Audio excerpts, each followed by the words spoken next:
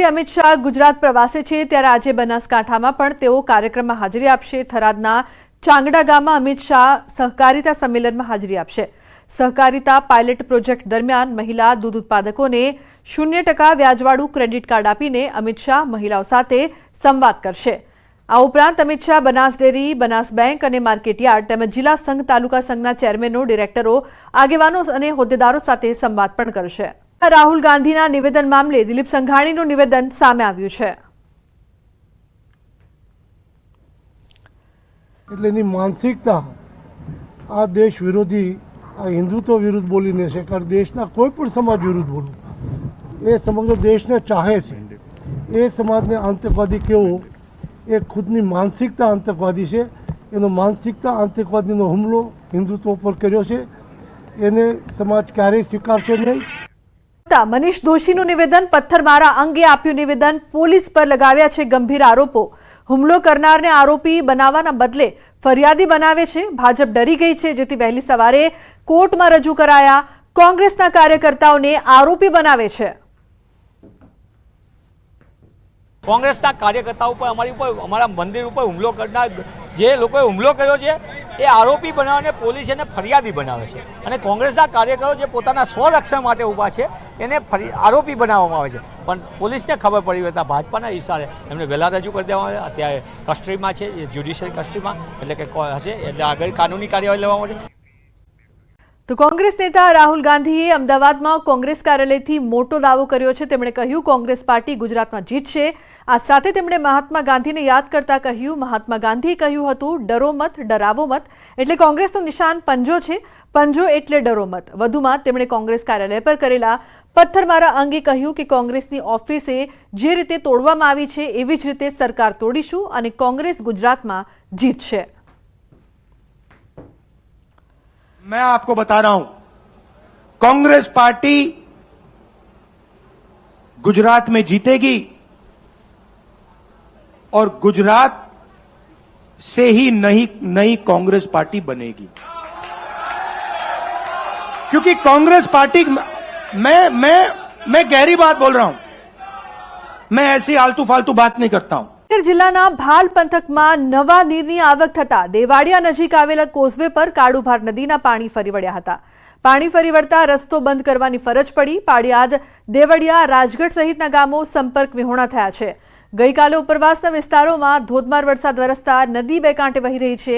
રસ્તો બંધ કરતા જનજીવન પ્રભાવિત થયું છે। લોકોને અવરજવરમાં ભારે હાલાકી ભોગવવાનો વારો આવ્યો છે। महत्वपूर्ण समाचार जो बात करिए तो आ झड़पी युग में पण वडोदरा शहर में एक ओवरब्रिज बनावता 5 वर्ष वीती गया छतां काम अधूरू है, जेना कारणे लोकोने मुश्केलीओनो सामनो करवानो वारो आव्यो छे। विकासनी मोटी मोटी वातो करता वडोदरा पालिकाना सत्ताधीशो नागरिकोने 5 वर्षे पण एक ब्रिज न आपी शकता विकासना तमाम दावा पोकळ साबित थया छे। માંજલપુરથી અટલધારા વિસ્તારના ખિસકોલી સર્કલ તરફ રેલવે ઓવરબ્રિજનું કામ વર્ષ 2020 થી ગોથે ચડ્યું છે। કોર્પોરેશન દ્વારા રચના કન્સ્ટ્રક્શન નામના કોન્ટ્રાક્ટરને આ કામગીરી આપવામાં આવી હતી। 47 કરોડના ખર્ચે બ્રિજનું કામ અપાયું, જે કામ પૂર્ણ કરવાની સમયમર્યાદા 18 મહિનાની હતી, પરંતુ આજે 4 વર્ષથી વધુ સમય વીતી ગયા છતાં બ્રિજનું કામ હજુ અધૂરું છે। ત્યારે કોર્પોરેશન હવે રેલવે વિભાગનું બહાનું કાઢીને જવાબદારીમાંથી છટકે છે। રેલવે અને પાલિકાના અધિકારીઓના સંકલનના અભાવે લોકોને હાલાકીનો સામનો કરવો પડી રહ્યો છે। ત્યારે વહેલી તકે આ બ્રિજ ચાલુ થાય તેવી લોકો માંગ કરી રહ્યા છે। હવે જોવું રહ્યું કે તંત્ર લોકોની તકલીફ હલ કરે છે કે પછી આમ જ વધારે છે। કોન્ટ્રાક્ટરની બેદરકારીને લીધે એકચ્યુઅલી 4 વર્ષ પહેલા એનું ખાતમુહૂર્ત કરવામાં આવેલું। તો પછી આ 3 વર્ષ પહેલા મેયરશ્રીને રજૂઆત કરી તો મેયરશ્રી પોતે જાતે આ રેલવેનું કામ ચાલુ કરાવડાયું, અને તા પછી બી રેલવેના કોન્ટ્રાક્ટરે હજુ બી કામ પૂરું નહીં કર્યું, અને આજે વર્ષ થવા આવ્યું। મેયર સાહેબ તો 6 મહિના પછી બીજા મેયર સાહેબ આવી જાય, પણ તો હજુ આ ચાલુ નહીં કર્યું। દરબાર ચોકડી આગળ જે અત્યારે બ્રિજ બને છે એમાં બી ખૂબ મોટા વિલંબ થયા છે। કોર્પોરેશન અને રેલવે વચ્ચે, ડિપાર્ટમેન્ટ વચ્ચે કોર્ડિનેશન નથી, ડિઝાઇન્સ એપ્રુવલના ઇશ્યુઝ આવે છે, પણ આ તમામ વસ્તુ સોર્ટ આઉટ કરીને ગ્રાઉન્ડ પર કામ શરૂ કરવું જોઈએ એવું અમે સ્પષ્ટ માનીએ છીએ। મહત્વપૂર્ણ સમાચાર, નવસારીમાં વરસાદના કારણે રોડ, રસ્તા તેમજ હાઈવે પર મસમોટા ખાડા પડી ગયા છે। નેશનલ હાઈવે 48 પર ખાડાના કારણે ટ્રાફિક જામના દ્રશ્યો જોવા મળ્યા હતા। લગભગ 1 કિલોમીટર સુધી ટ્રાફિક જામ સર્જાયો હતો। તો મસમોટા ખાડા પડતા વાહન ચાલકોને ભારે હાલાકી પડી રહી છે। રસ્તા પર ગાડીઓ બંધ પડી રહી છે, વાહનોને નુકસાન થઈ રહ્યું છે। ઊન ગામ પાસે ટ્રાફિક જામ થતાં ગ્રામ્ય પોલીસ અને NHAIની ટીમ કામે લાગી છે।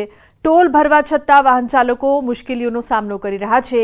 હાઈવે ઓથોરિટીની કામગીરી નિષ્ફળ દેખાઈ રહી છે, તો વાહન ચાલકોમાં ભારે રોષ જોવા મળી રહ્યો છે।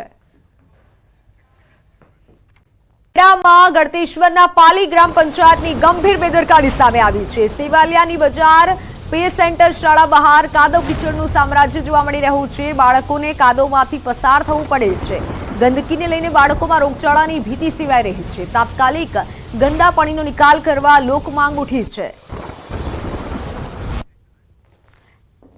બાળકોને કાદવમાંથી પસાર થઈ અને સ્કૂલે જવું પડે છે અને જેથી વાલીઓમાં પણ રોષ છે। ગંદકીને લઈને બાળકોમાં રોગચાળો વકરવાની પણ ભીતિ સેવાઈ રહી છે, જેથી સ્થાનિકો તાત્કાલિક સમસ્યાનું નિવારણ આવે તેવી માંગ કરી રહ્યા છે।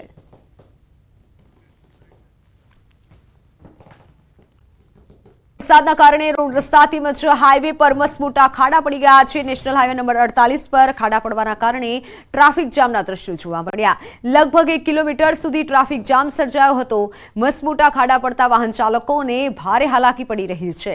રસ્તા પર ગાડીઓ બંધ પડી હતી, જોકે વાહનોને નુકસાન થઈ રહ્યું છે। ઊન ગામ પાસે ટ્રાફિક જામ થતાં ગ્રામ્ય પોલીસ અને NHAIની ટીમ પણ કામે લાગી હતી। ટોલ ભરવા છતાં વાહન ચાલકો મુશ્કેલીનો સામનો કરી રહ્યા છે। હાઈવે ઓથોરિટીની કામગીરી નિષ્ફળ દેખાઈ રહી છે। વાહન ચાલકોમાં ભારે રોષ જોવા મળી રહ્યો છે। ખાપટમાં કાદવ કીચડનું સામ્રાજ્ય જોવા મળી રહ્યું છે। કાદવ કીચડમાં મોપેડ ચાલક વૃદ્ધ પડ્યા। મીરાનગર વિસ્તારના CCTV સામે આવ્યા છે। આડેધડ ખાડા ખોદી દેવાતા સ્થાનિકો પરેશાન બન્યા છે। CCTV ફૂટેજમાં જોઈ શકાય છે એક આધેડ એક્ટિવા લઈને આવી રહ્યા છે, 2 વ્હીલર લઈને આવી રહ્યા છે અને અચાનક જ ખાડામાં પડી જાય છે। સ્થાનિકોને પારાવાર હાલાકી થઈ રહી છે। રાજકોટ જિલ્લાના ધોરાજીમાં સારો વરસાદ થઈ રહ્યો છે। રાજકોટમાં અત્યારે વરસાદી વાતાવરણ છે। જગતના તાતમાં ખુશીનો માહોલ જોવા મળ્યો છે। સારો વરસાદ વરસતા ચેકડેમો તેમજ ધોરાજીમાંથી પસાર થતી નદીઓમાં નવા નીરની આવક થઈ છે। નવા પાણીની આવક થતાં ચેકડેમો છલકાયા છે, તેના કારણે ખેડૂતો ખુશખુશાલ છે। ચોમાસાની શરૂઆતમાં જ સારો વરસાદ થતાં ખેડૂતોએ આગોતરા જ કપાસ, મગફળી, સોયાબીન વગેરે પાકોનું વાવેતર કર્યું હતું। વરસાદના કારણે તેને લાભ થશે। ધોરાજીમાંથી પસાર થતી જસપુરા નદી અને ધોરાજી પાસે આવેલ ભાદર 2 ડેમ પણ છલકાયો છે। ભાદર ડેમ છલકાવાના કારણે ભાદર નદી બંને કાંઠે વહી રહી છે।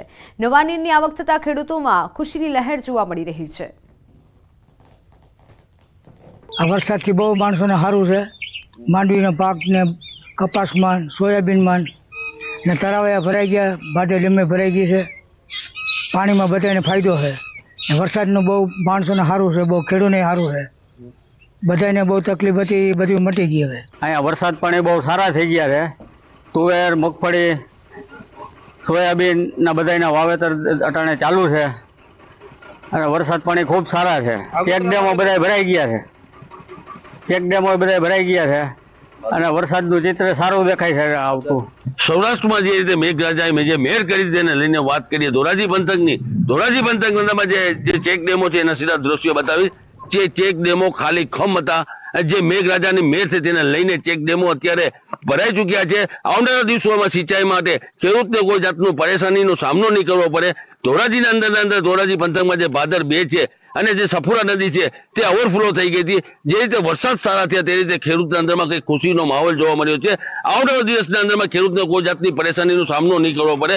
જે સિંચાઈનું પાણી છે તે સરળતાથી મળી શકશે। મુનાફ બગાલી, ન્યૂઝ ગુજરાતી, ધોરાજી। વલસાડ જિલ્લામાં વરસાદની હેલી યથાવત છે। વરસાદના કારણે નદી નાળા બંને કાંઠે વહી રહ્યા છે। જિલ્લાની મુખ્ય નદી ઓરંગા, કોલક અને દમણમાં નવા નીર આવ્યા છે। સતત વરસાદી માહોલના કારણે જિલ્લાના જંગલ વિસ્તારમાં આહલાદક દ્રશ્ય જોવા મળી રહ્યા છે। નાના ઝરણા અને ધોધ વહી રહેતા સુંદર નજારો જોવા મળ્યો હતો લોકોને। ત્યારે હજુ પણ વરસાદની આગાહી કરવામાં આવી છે। નયનરમ્ય દ્રશ્યો સામે આવ્યા છે।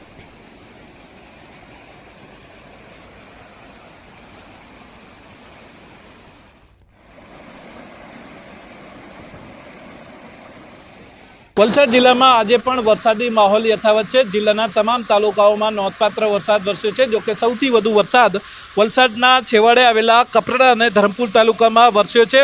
કપરાડા અને ધરમપુરમાં 4 થી 5 ઇંચ વરસાદ વરસતા આ વિસ્તારમાંથી પસાર થતા તમામ નદી નાળાઓ અત્યારે બે કાંઠે વહી રહ્યા છે અને આ જંગલ વિસ્તારની અંદર અત્યારે આહલાદક દ્રશ્યો જોવા મળી રહ્યા છે. ભારે વરસાદને કારણે ઉપરવાસમાં ભારે વરસાદને કારણે તમામ નદીઓમાં પાણીની આવકમાં સતત વધારો થયો છે. પરિણામે જે અંતરિયાળ વિસ્તારોમાં આવેલા નાના કોઝવે અને ચેકડેમો છલકાયા છે અને આહલાદક દ્રશ્યો જોવા મળી રહ્યા છે.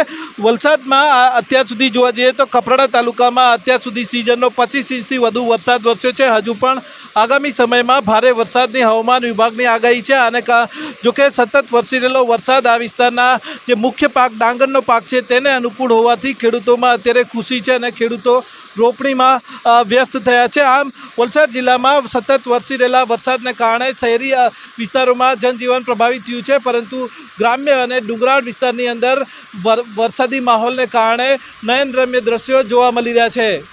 ભરતસિંહ વાડેર, ન્યૂઝ 18 ગુજરાતી, વલસાડ.